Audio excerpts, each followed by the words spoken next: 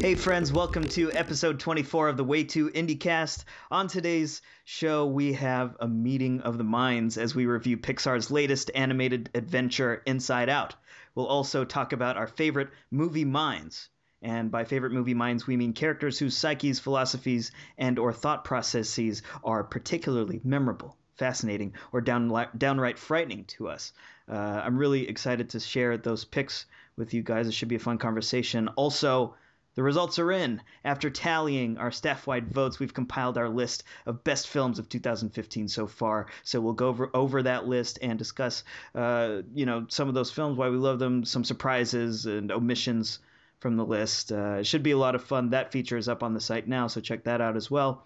And of course, in just a few moments, we'll be sharing our indie picks of the week. I'm your host, Bernard Boo, coming to you from the Bay Area in California, and my two guests today are Ananda Dillon, Way Too Indie editor extraordinaire, emanating just a few hundred miles south of me from Los Angeles, California.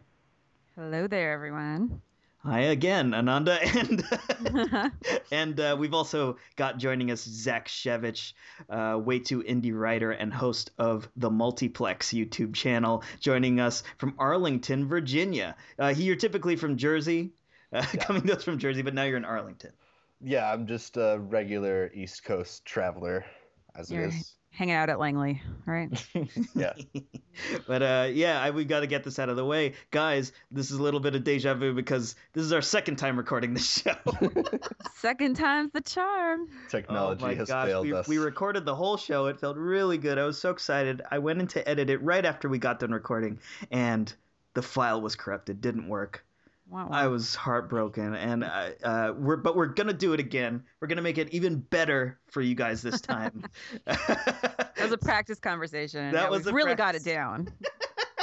This is gonna be a really streamlined version of the show, and should be really great. Indie picks. Zach, start us off with your indie pick of the week. My indie pick of the week is a movie that I first saw back at the 2014 Toronto International Film Festival. It's got a delightful title that you kind of just want to hug. A Pigeon Sat on a Branch, Reflecting on Existence. This is the new film from Roy Andersson, and it's these various different vignettes that are about life and the human condition. It opens on a couple stories of death, and then it ends up just being all these delightfully kind of dark, twisted observations about how humans are and how humans interact. It's really funny in a dry, kind of beautiful way. It's playing in two different New York theaters as well as the Museum of Fine Arts in Boston, but it'll be opening throughout the country in the coming weeks, so you can check Magnolia Pictures out for more info on that movie.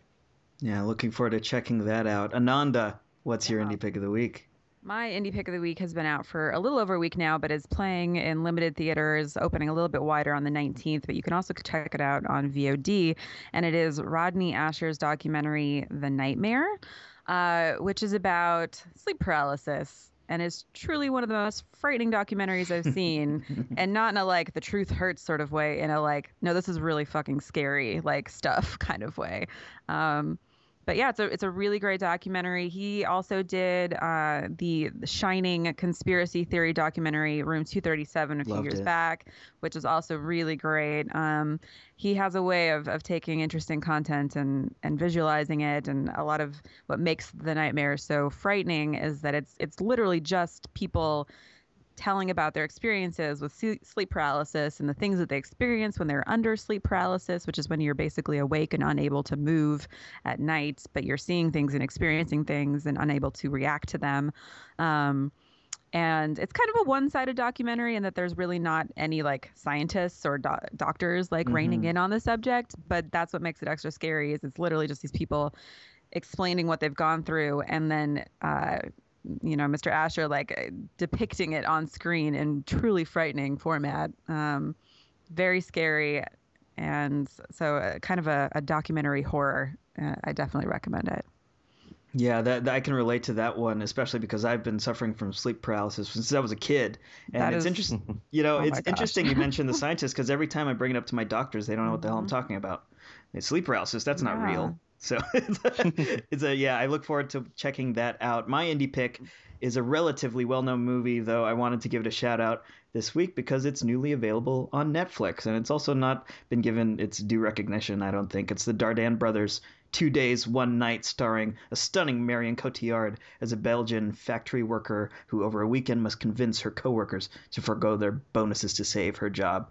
It's such a beautiful film about human nature and behavior and forgiveness and redemption. And, Cotillard was nominated for an Oscar, but I really don't think the movie made the splash I'd hoped it would. And I think what attracted me to this picture the most was its resemblance to the Italian neo-realist films of guys like Vittorio De Sica and Roberto Rossellini, particularly De Sica's Bicycle Thieves, which is one of my all-time favorites. I think there are a lot of parallels between the Dardenne brothers film and that one. But if for some reason you haven't seen 2 Days, 1 Night, go watch it on Netflix now. It's out this week. And if you've already seen it, use this as a reminder to tell all your friends and family to check it out. I really adore this movie and think it's just sublime. Yeah, those are our indie picks of the week. Really, really good ones this week, especially the sleep paralysis one, The Nightmare Ananda. I'm looking forward to that. But now we're going to be running through the final list for best films of 2015 so far. Check that out. Again, check that out on our website. We've got a list of 20, but for today's show, we're just going to be running through the top 10 here. I think, guys, we're really happy with this list. Yeah, I feel good about it. It's diverse. Yeah, there's a really eclectic collection, which is what I think is great about most of the lists we compile at Way Too Indie. Yeah, it makes me really, really proud. And this is not contrived at all. We all took, casted our votes, and it was anonymous. So we didn't kind of like try to contrive these weird picks. But at number 10, we do have a weird pick. It's White God. Yeah. White God, White Dog, White God. Number 9, another God, Hard to Be a God by Alexei German. I don't think that's how you say his name, but that's a really strange, disgusting movie, as you said. Yes. Last time. 40 years in the making or something. Yeah, 40 years in the making, and all kinds of gross, right? Yeah. All kinds of gross. Yeah. Still haven't seen it. Look forward to that one. Number 8, Slow West, a movie you guys saw together. We did. Tribeca. So good. It's a great movie. That was my number 4. I loved it. Oh, man. Really want to see that. I also really want to see number 7, The Duke of Burgundy by Peter Strickland. Yeah, that one is so great and so enigmatically haunting. Definitely check that one out. Oh yeah, we both have to watch that one. I know. We're not on the ball, Ananda, but that's how diverse our list is. We haven't even seen them all. It's totally true. There a lot of movies on this list I haven't even seen, so it's really fun for me to read it as well. Number 6, Buzzard. Yeah, another gross one. Don't know why I said it like that, but Buzzard. Joel Petrakis. Number 5, goddamn, It Follows, David Robert Mitchell. I love that that's on our list so much, in the top 5. So good. It was my number 2. I looked it up. I'm a little surprised it wasn't higher. A lot of people really loved that one. Me too. I loved it too. It kind of fell a little bit for me as I thought more about the year. But so we're in the top 5 now. That was number 5. What's really cool, I think, about the top 5 is that there are 4 genre films in the top 5, which never happens. It was very cool. Number 4 is one of those. It's Damien Sifron's almost gonzo anthology movie, Wild Tales. I wish that we could just sit here and talk about Wild Tales and which of the stories is our favorites, and we should do it, man. Let's do it this upcoming show. We'll do it again and talk about Wild Tales. I think it deserves the attention. Number 3, Xavier Dolan's Mommy. Yeah. Blame me. I had this way up high on my list, but I really, really love this one from Xavier Dolan. Yeah, I think I liked it too. It didn't make my top 10, but I was very, very positive on that movie. I know a few people on our site were not so hot on it, and we'll see that trend reappear in just a couple picks. But number 2, Ex Machina, Alex Garland. Loved it. So good. Sci-fi, man. Oh, number good 2. Sci-fi. Yeah, that's another one. If you haven't seen it yet, find it, see it. It's so great. Yeah, fascinating movie. And again, Alicia Vikander, who plays the AI in that movie, is so breathtaking. I think her performance will reveal its beauty even more as the movie lives on. But number 1, this may be confusing for a few people because our number one movie is a movie that we didn't review so favorably. It's Mad Max by George Miller. CJ Prince, my good buddy, wrote the review for us on Mad Max and gave it a kind of lukewarm review, but clearly it made the number one on our list, so the rest of the staff weren't on the same page as CJ, to put it lightly, I guess. Well, and that's why we love Way Too Indies. We have a diversity of opinion. Yes. We don't all get along all the time, but it's fun. Yeah. It touches on the importance of a lack of critical consensus that you mentioned 2 Indiecasts ago. That's true. true. Yeah, that's right. I think Mad Max is just a wonderfully imaginative movie that made a lot of money, but doesn't look like any other film that made a lot of money, or any other film for the past 5 years. It's just so full of amazing details. Oh yeah, and it recalls Buster Keaton. And, The fact that a summer blockbuster action film made our best of the year so far list. I mean, that's crazy. That's how interesting this film is. It's got an independent vision. It's an independent film. It's this year's The Lego Movie for a really unexpected high-ranking Way Too Indie. Yeah. That's a good simile. I like that. Mm-hmm. Yeah. So guys, we only ran through the top 10, but what are some movies that you thought would make the list but didn't make it? Yeah, I had a couple that I was surprised. Or I was rooting for, and I guess that's sad they didn't make it. But I really enjoyed Hungry Hearts. I thought it was an interesting, creepy sort of drama. I also had Love and Mercy. I think you and I both agree. Yeah, that's a really great biopic. Really great performances mostly. I think the more people who see that, they'll see that Paul Dano is absolutely amazing in that movie. That's Brian Wilson, of course. Yes. And then another one that I guess sometimes it's harder, I think, for the comedies to make our list because the dramas impress so much more. But What We Do in the Shadows is one of the best comedies of this year. I'm really surprised that didn't make it. I know. It is super smart. Yeah, I had that at number 9 on my list, and I'm guessing it just was maybe too low on a couple of our lists to ultimately crack that top 20. Yeah. I was a little bit surprised that more people didn't love The Wolfpack. I didn't have it on my top 10, but I was expecting that somebody would, and it seems like a lot of people liked it but didn't necessarily love it. So that's where I was. I know. I'm actually surprised at myself that I didn't end up putting it on there too, because I did also, I've obviously talked about that movie with a lot of people, and yet I didn't put it on my list either. It was 11th or 12th for me, something. Yeah. You know what I would say about that one is that it's the subject matter that makes it so fascinating and amazing, and right. the people who are in it are just truly interesting. But as a documentary, I don't think it's especially well done. The execution is it's lacking a little bit. But speaking of that one, also check out this week we've got the review coming out, plus my conversation with director Crystal Moselle. So that's going to be going up this week. Check that out. I thought Of Horses and Men was a Scandinavian black comedy that I think if more people saw it, maybe would have made it on the list. I don't know.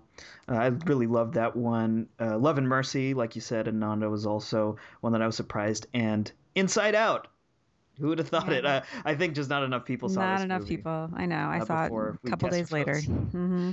Yeah, but it was. But overall, man, I'm so happy with this list, guys. Please check it out on the site there to see the whole top 20. We only mentioned the top 10. So to uncover the mystery of 20 through 11, check out the feature. If you're feeling underwhelmed by Jurassic World this week, just go watch one of these movies. It'll make you feel better. Yeah, this is a great list. That is going to do it for our conversation about that list. But when we come back after a short break, we'll be talking about our favorite movie minds. See you soon. Whistle like a tea kettle, running like the rebels. You an LV sports shoe on a pedal. I let you niggas settle. Yeah. Trouble on my mind. I got trouble on my mind. Trouble on my mind. So much trouble on my mind. Trouble on my mind. I got trouble on my mind. Trouble on my mind. So much trouble on my said get him, so I got him. Tripped him, Bristol Palin, then I accidentally shot him. Then it ricocheted and killed the game. I'm a problem because I want to fuck the world, but not a fan of using. Welcome back, everybody. Now we are moving on from our conversation about the best movies of 2015 so far and talking about our favorite movie minds. These are characters in movies and also TV shows. Nanda, you got some TV picks that fascinate us, whose minds fascinate us, their thought process, their philosophy, whatever. It scares us. It's pathetic to us. Just something that we find remarkable or significant. There are so many picks that we could choose from. I think what I said last time, pretty much every other movie in existence, you could probably make a good case for a character making on this list. Is a very, very subjective list. So it's just whatever strikes us personally. But Ananda, let's start things off with you. What's one of your favorite movie or TV minds? Yeah, I mean, like you said, obviously, if we liked a movie, it was hopefully because we loved one of the characters and thought they were fascinating. So I'd say immediately when you talk interesting movie minds, I think you kind of wander to the weirder minds of movies and television. Right. And so, of course, I immediately thought of like, all right, who's my favorite psychopath? You know, of course. And I think, well, everyone's most obvious choice of psychopath is probably Hannibal Lecter, who is also fantastic and definitely worth investigating. My favorite psychopath in film is Patrick Bateman from American Psycho. Mostly because I love the ridiculous, like, yuppie aspect to him and the, like, 80s businessman. Like, the fact that he lulls his, like, victims by, you know, discussing the discography of Huey Lewis and the News before he, like, murders them. That is hilarious to me. The juxtaposition is fantastic. And, of course, Christian Bale just nails that part and is so perfectly insane in that film. And I love that this is a sociopath who, I mean, if you know what sociopaths are, they're like without feeling and empathy. He's the kind of sociopath who like genuinely cares what his image is of himself to the others in his work and stuff. And that's what makes it super weird about him. And like an extra dynamic is that he's really self-conscious and also a psycho murderer. So there's that. He's one of my favorites. Well, sticking with the sort of like psychotic in a way, people that we get drawn to, I have two picks that are sort of similar from movies that I really loved last year, even though the movies are fairly different. Those would be Andrew Neiman from Whiplash and Lou Bloom from Nightcrawler, played by Miles Teller and Jake Gyllenhaal, respectively. Both of these characters are so devoted and passionate about achieving their goals. They see themselves as this successful person. For Miles Teller's character, obviously, that's, you know, as the all-time great jazz drummer, and for Jake Gyllenhaal's character, that's a working professional who takes some ethical risks, but they go to such lengths to alienate the people around them, to endanger both themselves and the people around them, just in pursuit of this goal, in this single-minded pursuit of being great at what they do. That kind of psychopathic devotion to a goal is really, really fascinating to me, and I think they made for some of the most interesting watches of any of the characters from last year. Yeah, I think that's a great pairing because last year was a great year for movies exploring masculinity and different sides of masculinity that we probably haven't seen in a long time. I thought it was a great year for that. So great pairing. Yeah.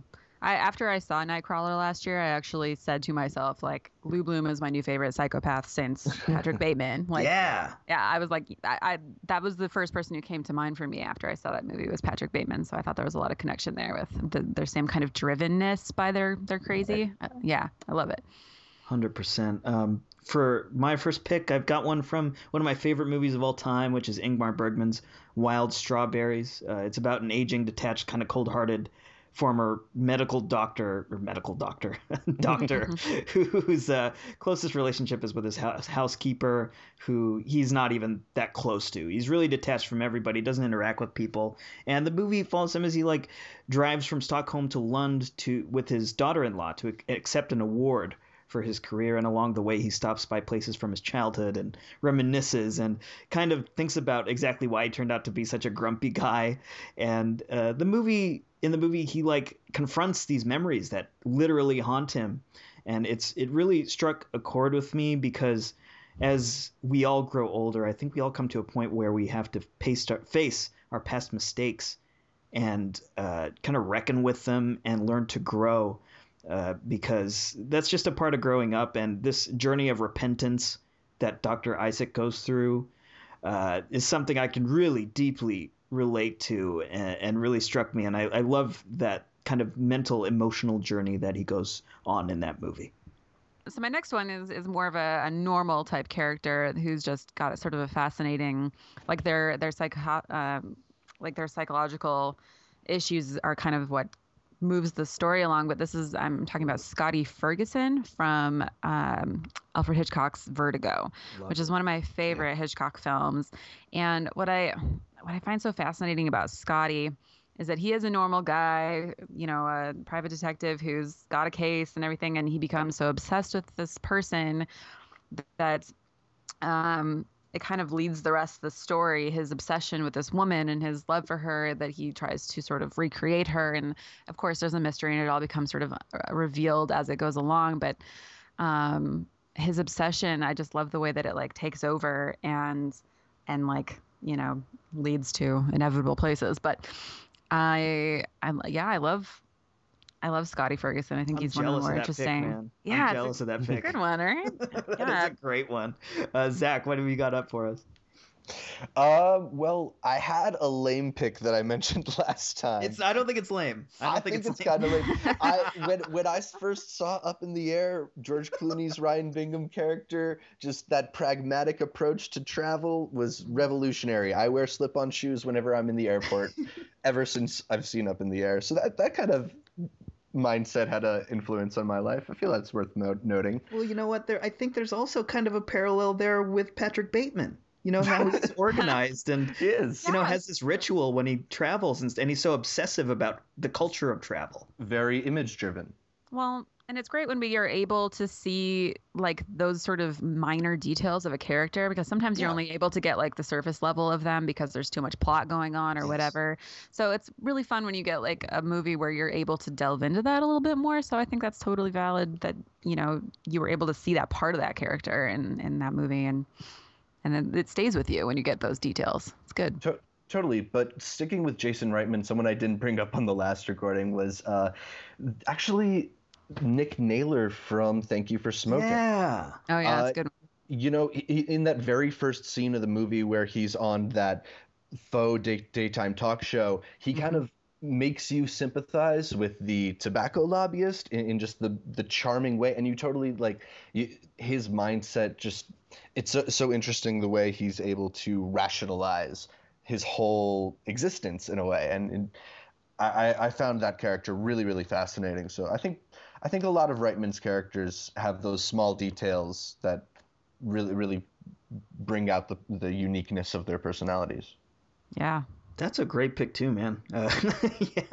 Yeah, I forgot. I have to revisit that movie. Haven't seen it in a long time, and I remember really loving it. But my next pick is Teddy Daniels from Shutter Island, played by Leonardo DiCaprio. It's Martin Scorsese's underrated 2010 psychological thriller.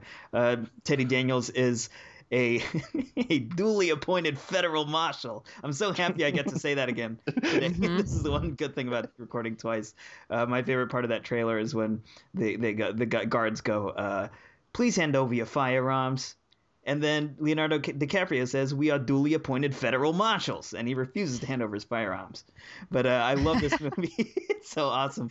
But Teddy investigates a missing persons case on an island that acts as a hospital for the criminally insane. And, we've watched a lot of characters go down this downward spiral into madness. But like Johnny Barrett from Shock Corridor, which I'm sure had to be an inspiration for this film, Teddy goes through this, but in a special way because DiCaprio embodies Teddy so fully, like he always does. But Scorsese dismantles his mind piece by piece, and it's so terrifying. Like at the beginning of the movie, a great example of this is when Teddy is approaching the island on boat, and we hear these blaring like "wah" sounds on the speakers, and it's like almost grotesque how loud these blaring sounds are. And the noise signifies something very important about Teddy's mind that comes into play later in the story, which, I can't spoil, but it's very significant. These loud sounds that he hears, it's very cool, and it establishes that for the rest of the movie we'll be experiencing Teddy's unraveling, his mental unraveling, right along with him, almost in a first-person perspective kind of way. So I thought that was one of my favorite mental trips in a movie. I feel like you could probably say almost any Leo DiCaprio character for this list. He's great, man. He's really good at picking the ones that are, and maybe he adds this as an actor. I hope that he's good enough to do that. But like he adds like that complexion and range to them. So he's really good at depicting that. 3 quick ones I want to mention: the Joker, Heath Ledger's Joker from Batman: The Dark Knight. I think he took a familiar character and took it to a new place, which is really great. He's just kind of a force of nature in that film. Also, a classic, Norman Bates from Psycho, a villain who we kind of learn to side with halfway through that movie. Wonderful turn by Hitchcock there, really elegant. And also, Yoda from Star Wars, who is one of the wisest people ever. Beings, aliens. Yeah, little kind of wrinkly, raisin-looking alien who is smarter than all of us. He's probably one of the most quoted characters, right? Great lines. Yeah. Great lines. Because it's good stuff. It's really wise stuff. Yeah. I do want to talk about like a few really great TV characters.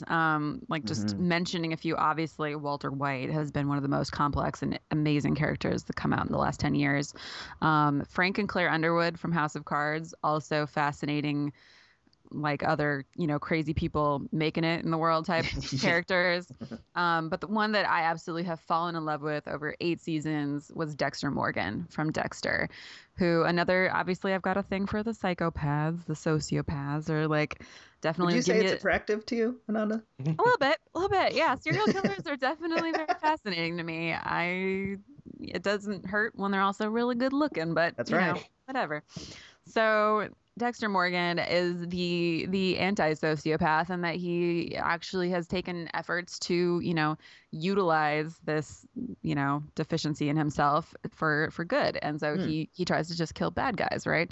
And that's a really interesting, way to twist it. And he is so complex. And also we're lucky in that show that we get like access to his inner monologue. So you really get the like full effect of just how not empathetic he is, and like how he evolves though over 8 seasons, and like learns to become kind of more human because he just like sees it and emulates it. And like we talked earlier about how he learns like that people react well when you bring them donuts, right? And like it's just hilarious that like he provides sort of an outside perspective because he's thinking it through, and whereas those of us would just like go get donuts and share them, whatever, like he understands that this is a unique part of social interaction, and it's so funny and it's so intriguing because of that. But he's one of my favorite TV characters. Love Dex. Dex. And I think that's one of the great things about following TV characters in general. You spend a lot more time with them than in movies. So for like Dexter and like you mentioned Walter White, you really saw that evolution and them continuing to reckon with that inner psychosis in a way. Yeah.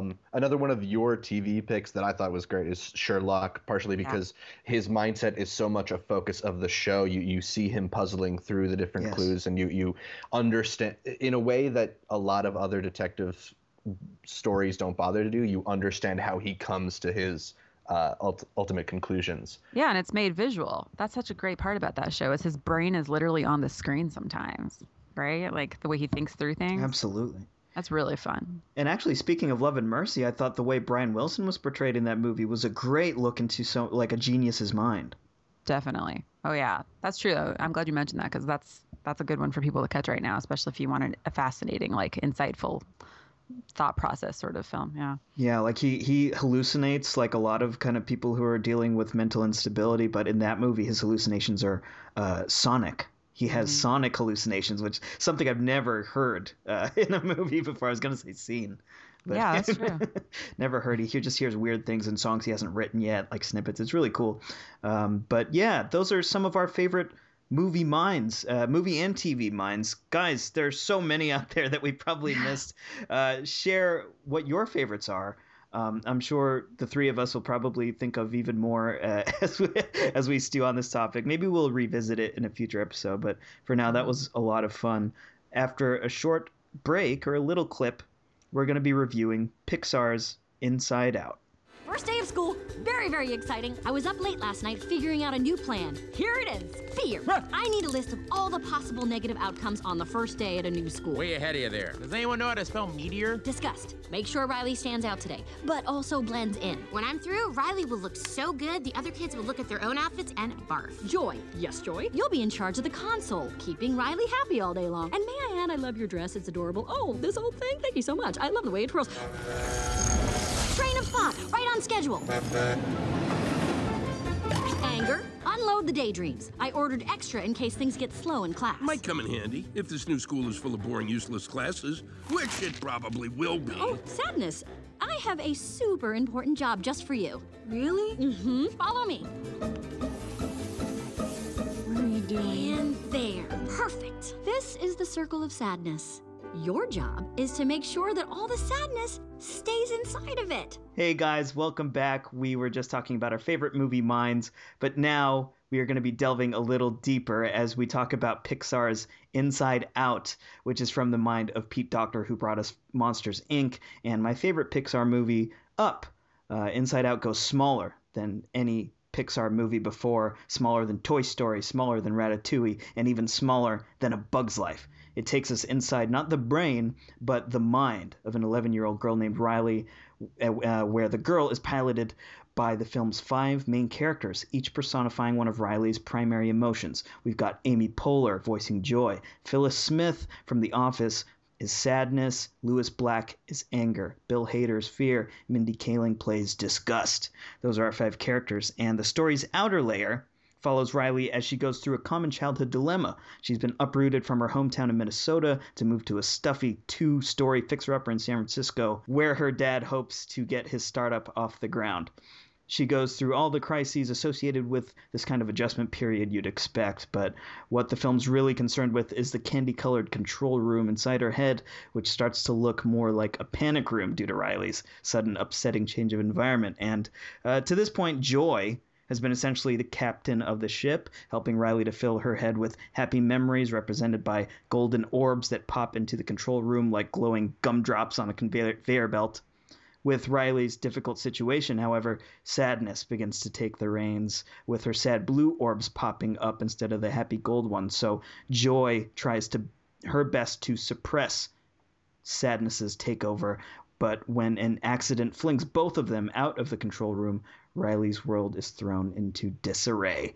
I loved this movie so much. I was crying by the end. It moved me in so many ways and in deep ways. Ananda, I know it moved you in a similar way.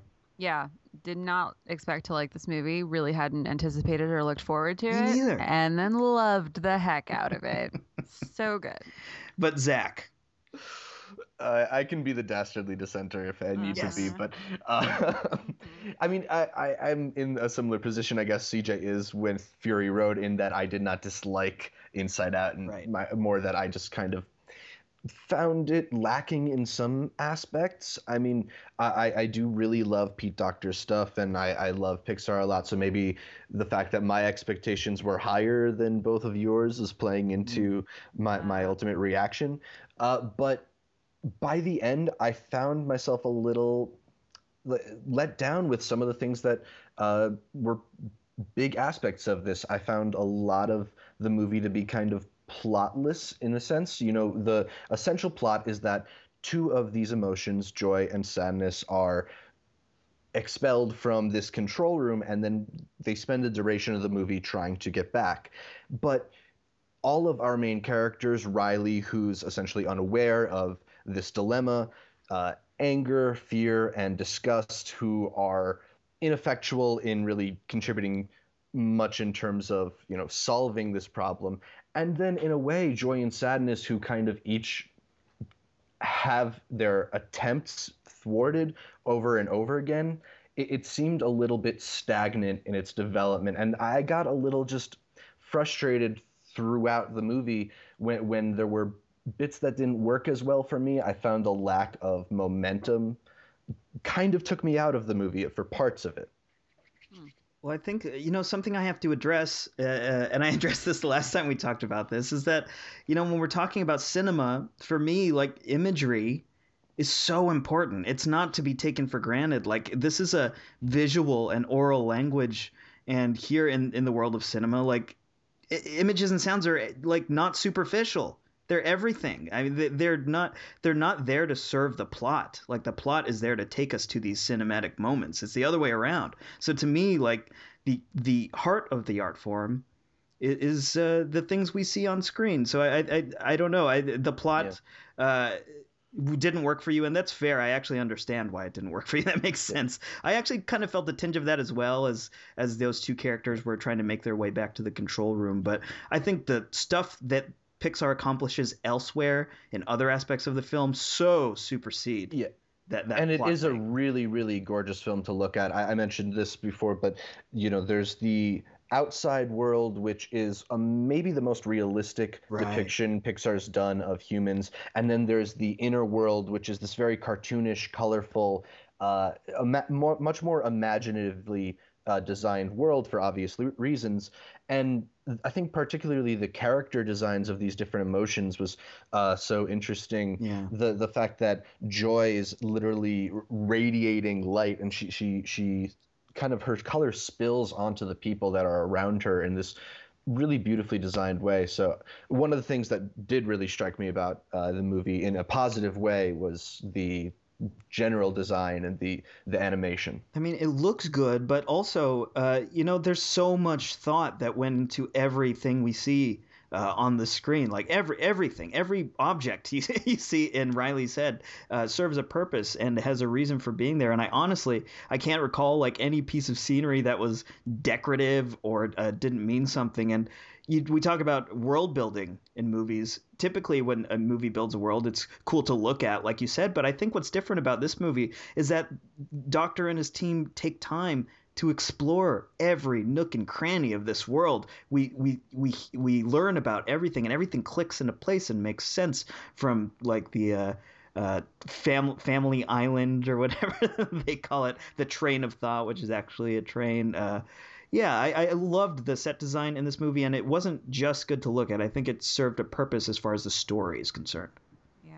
I thought, the movie looks really cool. It does look cool. Yeah. And, honestly, I think I didn't think it was going to look that cool. I thought it did look more cartoony than their other movies because of what the trailers show, and that's why I kind of wrote it off a little bit. I thought it was going to be more childish than some of the other stuff they've had, but I should remember, this is Pixar, and like they always surprise us with how insightful they are. And that's why I don't think I have high expectations for plot in a movie that's technically aimed at the like 6 to 12-year-old range. So maybe I have way lower expectations than you, Zach, for how much plot they were giving us. But what always surprises me, and maybe this is Pixar, hitting me over the head and deluding me a little bit with like how emotionally tuned in they get. They're like, taking the emotions and making me forget about the plot. But that's the thing that always gets me about Pixar films, is that they are so in tune with like these universal truths that like when they hit you with them, you're like, yeah, that's right. Oh my gosh, that's so insightful. That's so totally true. I forgot about this. Like I felt like I was kind of remembering what it was like to feel like an 11-year-old going through a slew of new emotions and a jumble of them, and that things were suddenly different. And obviously in the end, like all of the emotional impact, I don't give it all away or anything, but like it just, this is why there was a lot of sniffling in my audience. Like it's just, Pixar has a really good way of tuning in on that. They keep you laughing for the first, hour, and then they say, and now we're going to hit you with some truth, Yeah, And like, I think that you hit on something there. The emotional potency of this movie, I think, is there because these characters, these 5 characters that represent emotions, they exist within us. Like we know these characters already. So we already feel this attachment to this movie, and the way these characters behave and jockey for position in Riley's head, we felt that before. We know what that feels like. We feel it all the time. And we feel it just as much as like we can feel the chair we sit in or the wind that comes through the window. That yes, they're marketable like cartoon characters for sure, and they're really cute. Like I would buy those toys, but the way they behave and act on screen and what they do and the consequences of their actions is 100% true to life. Actually, an interesting thing is that Pixar consulted scientists to make sure that the psychological maneuverings actually were accurate, like scientifically accurate. But to an extent. Well, okay, yeah, but there's scientists, but okay, yeah. There's like a sense of recognition and consolation and empathy and acceptance to this movie that it really bowled me over. I teared up by the end, just like I think everybody did, even you, Zach. But it's not just because I connected to the film, but because I connected to everyone in the audience. Like we were all thinking the same thing when that ending hit. Well, yeah, but I think we sort of touch on it we were talking last time about the placement of these characters, and there's this really interesting detail that Pixar adds. You see it in the one trailer that goes into the head of the mother and the father, in that there's a different emotion in control for the mother, and for most of the women we see at some point in this movie, it seems like sadness is at the center, whereas for the father, it's the anger emotion. Right. And I just thought that was such an interesting detail, combined with, where this movie ultimately ends up. It's a really thoughtful way to design this world, and so even a subtle touch like that, I think, speaks to a lot. Yeah. Absolutely. So, okay. So this is kind of a spoiler. This is the only movie where talking about the movie's message is a spoiler. It's just so great. It's so smart what these guys have done. But the film's big idea, if you will, is that sadness is an emotion that's to be embraced because it connects us with others, and it's also like a call for help, so our loved ones can come to our side and connect with us. And I think this message is legitimately profound. This is not some gimmick like sugary bullshit that you see in other kids' movies. This moved me personally as an adult, like a 30-year-old man. It's really touched me in that way. I think last time I mentioned that it touched me as an adult male because I think our society has cultivated this machismo bullshit thing where men are always supposed to be strong and never complain and never appear vulnerable. But like, that's not me. I wish I could be more comfortable, like crying in front of people and being more vulnerable and asking for help. But this film, so the way this film hit me was like it felt like a weight off my shoulders. I felt such a sense of release when the final message hit, and I felt better about myself, and like I could be more comfortable being less macho around everybody, because it's a big, that's one of the major pressures I think that comes with being a dude. Yeah. Aw, Bernard. And Ananda, you take it another way though.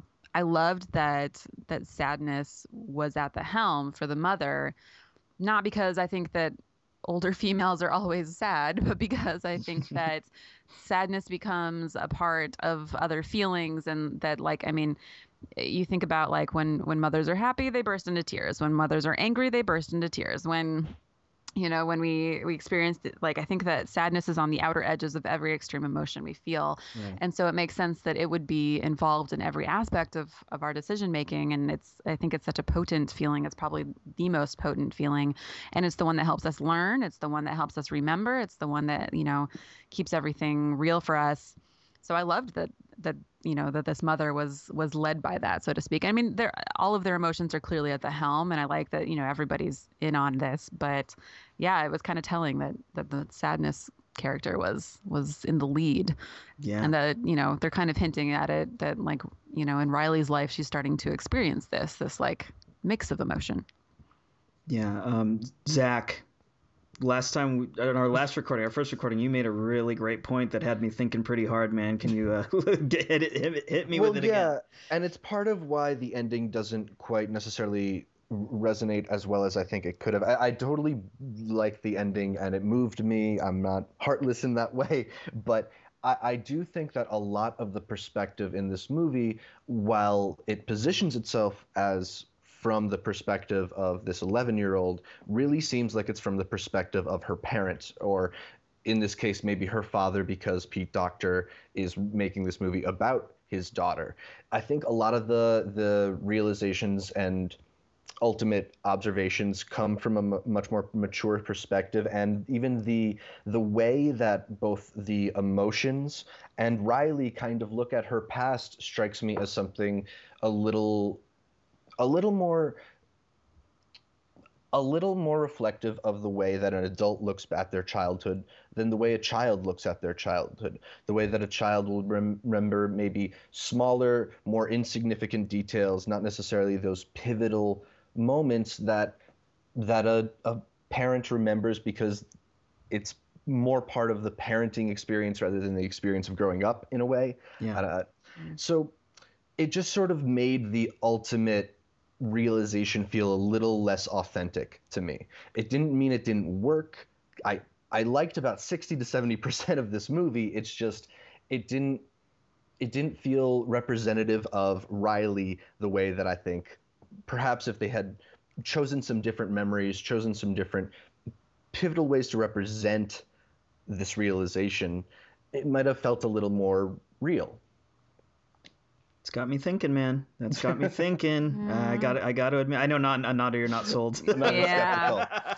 I would counter, and I did before, that I think that a film told like actually from the perspective of an 11-year-old mind would be a total chaotic experience, and which that is totally fair. Yeah, and so I think every movie needs to have, yes, a perspective. And I think because, yes, Riley is the main character, but she's not. Joy is technically the main character, and Riley is this, person Right. she manages. She's the vessel. Exactly. And so I don't mind that we're getting a sort of a broader, perspective about her. And yes, it comes from a little more experience, but even Joy is confused about what's happening and doesn't fully understand and has to sort of adapt. And I think that's the way the mind works. And obviously, I think Bernard touched on this before when we talked about this, but if we made a film about the actual way the mind works, that would also be very weird and tainted because memories change and things aren't accurate really. And so they had to create some restrictions here to make this a story that actually plays out. Right. Pete Doctor Docter talked about that on Terry Gross's Fresh Air, one of my favorite shows, of course. Shout out Terry Gross. But he was talking about how the mind, some of the complexities of the mind, they couldn't really render on screen because it would have derailed the story they were trying to tell, like how memories are represented by these concrete like orbs, these things. That's not how memories really work. And they knew that, but this was just a concession they had to make for the greater good of the story. I did want to mention this pasta thing. I'm going to talk about something that seems off base, but I'm going to get to my point. Chef's Table on Netflix is this show that kind of is a documentary show that talks to a lot of the world's best chefs. And in one episode, they talked to this guy named Massimo Bottura, who's an Italian chef who kind of changed Italian food. Before, Italian food was really all about like big fucking bowls of pasta, and then you shovel a shit ton of pasta on the plate and then shovel that shit ton of pasta in your face. And it was like family style food. And everybody in Italy loved it. But then Mr. Bottura opened a restaurant and came up with this dish that was just 5 tortellini on a little tiny plate, when usually you get like a big heaping bowl of tortellini. He took just 5 of them, little tiny pieces of pasta, and put them on a plate. And people were outraged and they didn't like this. And they said, this is not Italian food. You're ruining Italian food. And his whole vision was that he wanted people to savor each tortellini and kind of appreciate the craftsmanship that went into making each one. And after a while, people caught on. And his restaurant is now the number 2 restaurant in the world. So he went from the bottom to the top. But I think my point is that Inside Out takes a similar approach in that it takes a conventional movie scenario, which is Riley's external story, which should only take like 10 minutes to tell. And what it does is it dissects the story into little pieces, like these little moments, and illustrates what's going on in Riley's head in these moments. So what it's basically allowing us to do is savor the complexities, the psychological complexities and the emotions of these tiny moments, and appreciate what's actually going on here, because sometimes simple plot machinations, we take these things for granted, like these scenarios, but the emotions that are going on inside the character's head, like that's where the real substance is. And sometimes we forget about that. And I think this movie is a good reminder. Yeah, and it's also a good reminder that when writing a story, that sometimes simplicity, is best. And like, I don't know if I truly believe that 6 memories make up my core personality. Like, yeah. And that like, if they were lost, I'd be nothing. Like I wouldn't be a person anymore, or I'd be a person without personality. But like, I love that in the end, they do sort of show that like personalities are flexible and changeable. And like, they make a joke about how she's getting to the phase where she's got like boy band island, where she's suddenly into boy bands, and like, that's not going to last. Like, she's going to go through a phase where she's into it and then she's not. But and I'm really glad they actually didn't even get to puberty. Like, they hint at how puberty is going to be this really funny thing later, but they don't actually. She's not in puberty yet, because that would be hilarious. But I hope there's a sequel. Well, they give us a hint of it. There's a character who she encounters who is kind of going through puberty, and you get a like insight into his mind, and it's hilarious. But I'll let people watch that. Yeah, I forgot to mention, Yeah. like you talk about that stuff like boy band island and stuff, and I think this film is so audacious because it dares to visualize cognitive experiences, which is like such an incredible feat. Like stuff like when songs get stuck in our head, which is one of the best jokes in the film, how long-term memory works, why we forget things like how to play piano or the presidents of the United States, where dreams come from, why we forget imaginary friends. That's one of the best dramatic beats of the film. But yeah, like conceptually, I think I have to mention that this movie is so fucking weird. Like, it's so weird. This is a crazy idea. And of course Pixar's found a way to make it palatable for mainstream audiences. Yeah. But damn, this is so brilliant and strange, and I can't believe they pulled it off. Yeah, it's got so many great details, and that's why I love Pixar, is that they pay attention, and they take 5 years to make their movies, and it really shows. It's great. And, the voice casting is just so perfect. I mean, this is something I could have told you before the movie, but even after having seen it, Louis Black as anger, Amy Poehler as joy, Phyllis Smith as sadness are pretty much the perfect representations just in voice alone.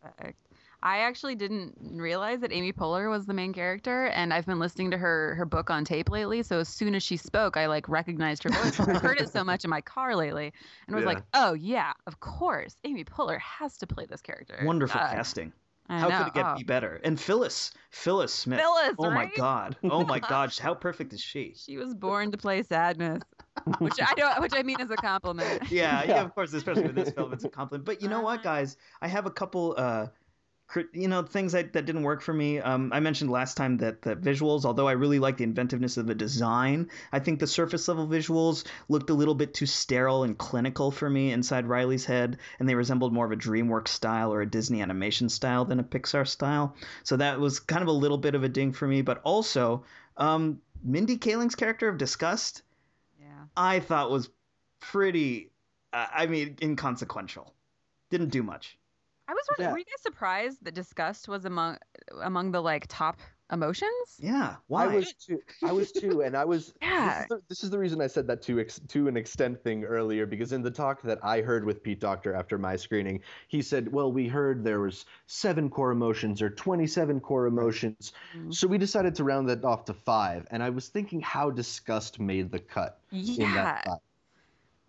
I think I'd always assume a disgust is like, I don't know, a combination of, I don't know, fear and anger. Yeah, like kind of like that. It's kind of wishy-washy, right? Yeah, it is. It's not as well defined as the other emotions. I mean, she's funny to have around. Yeah, I think they just wanted that kind of character in there for Mindy Kaling to play, and she's really good. Disgust is a funny emotion. She's like a diva, right? Like they just wanted a sassy, like.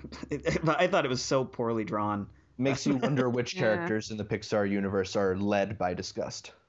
Yeah. Well, you know what? It's funny. Like in the film's climax, disgust does do something like very inventive with anger to kind of help the story along. But it's like that has nothing to do with her being disgust. Yeah. It's just like a character doing something. I don't understand why she had to be disgust. That felt a little bit like from a different movie.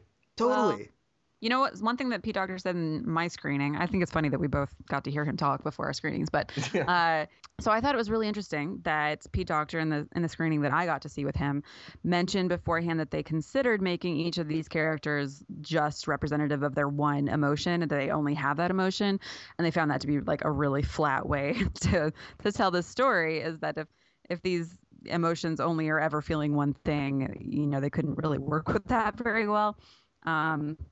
But I think it's better that they kind of work with each other and have sort of an outside perspective. And yeah, and also worth mentioning is the short. Every Pixar movie is accompanied by a short, and they're always a lot of fun. But this one I particularly loved. It was called Lava, about a lonely volcano who dreams of having another volcano to join him out in the open waters and for him to love. And the movie, this short is one of my favorite Pixar shorts. I cried for this as well as Inside Out. Aw. I loved it. Yeah, I saw it last year at Mill Valley Film Festival. Andrew Bird was presenting a movie there, and so he, just showed it to those of us in the audience, which was great. I think it's super catchy. The little song that they came up with is stuck in my head. Song runs throughout the whole short. I'm just the contrarian, but I just am generally against song based on puns. So you gotta roll with the cheese, man. It's super cute. Again, beautifully animated. That water texture is going to be great if it's the same thing they're doing for Finding Dory. Yeah. Jesus, it was so gorgeous, and I was a sucker for it. I mean, I can't even front, like, it was pretty corny, but like it got to me. It definitely hit me. I was a softie for it. When they put those little cartoons in front of their movies, like, they're kind of like setting you up to be in a really like cute little, like good mood before you watch their movie. Like, that's pretty genius. They're totally doing this on purpose. And I wonder why more films don't do that, because you see that a lot at film festivals too. And I think that's a really interesting way of kind of it's like an appetizer for your main course. Right. No, it's true. I'm covering LA Film Festival right now, which will be pretty much wrapped up, I think, by the time this airs. But I got to catch a really good movie the other night, and they had like this perfectly placed music video that played beforehand that like tied in really well with the movie. Same sort of like quirky vibe. It was really, really well done. So yeah, another reason why you should all go to film festivals more often. Yeah, and another reason why you guys should check out Inside Out. Yeah. And see Lava. See Inside Out. I think even though Zach was not as enthusiastic, I think we'd all recommend you go give it a shot. I'm sure you'll find something of value in there. It was a great experience for me, really moving. And that's going to do it for our show. Man, this second run through was actually quite good, I thought, guys. Yeah, not bad. Second time really is a charm. Yeah, I'm glad. Ananda, where can we find you on social media? You can find me at Ananda Writes on Twitter. And Mr. Zach, where can we find you? You can find me at Zshevich, that's ZSHE, V as in Valkyrie, ICH, or on YouTube at youtube.com/multiplexshow. You can find me at BJ_Boo, and you can find Way Too Indie at Way Too Indie on Twitter, of course. And like us on Facebook. We'd really appreciate that. Follow us on Instagram and Spotify. Find this podcast and a lot of other cool videos on YouTube. And also subscribe to the podcast on iTunes and Stitcher Radio. We love you guys. Thank you for joining us. I'm glad we got through this. I'm so elated. But we'll see you next week for another show. Take care.